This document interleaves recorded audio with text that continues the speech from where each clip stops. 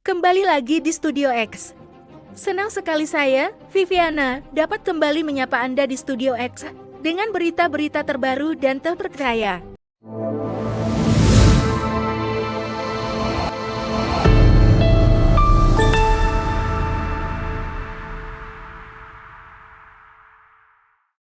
Indonesia tengah menghadapi masalah serius dalam administrasi pajak. Meskipun setiap tahunnya meluluskan sekitar 35.000 sarjana akuntansi dari berbagai perguruan tinggi di seluruh negeri.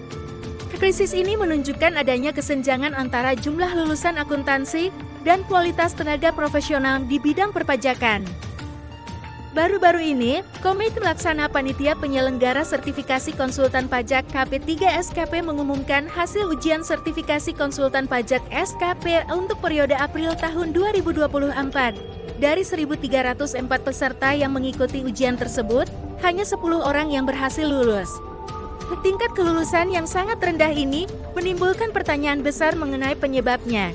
Menurut data Pangkalan Data Pendidikan Tinggi pada tahun 2019, program studi prodi manajemen dan akuntansi adalah yang terbanyak di Indonesia, dengan 1.140 prodi manajemen dan 991 prodi akuntansi, dengan banyaknya program studi ini.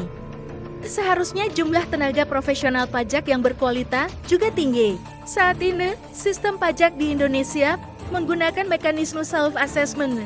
Artinya, pembayar pajak harus secara mandiri menghitung jumlah pajak yang harus dibayarkan dan melaporkannya kepada Direktorat Jenderal Pajak DJP secara akurat dan tepat waktu. Dengan demikian, peserta yang mengikuti SKP seharusnya lebih mudah lulus karena mereka sudah terbiasa dengan sistem ini. Namun, kenyataannya, hanya 10 dari 1.304 peserta yang lulus SKP. Sertifikasi ini adalah syarat untuk menjadi konsultan pajak, kecuali bagi mantan pegawai DJP yang tidak perlu mengikuti ujian ini.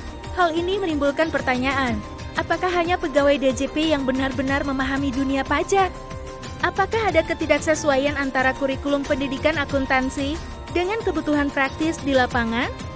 Atau mungkin kurangnya pengalaman dan pelatihan praktis bagi para lulusan? Jika demikian, apakah peraturan self-assessment dibuat tanpa adanya pemahaman yang memadai?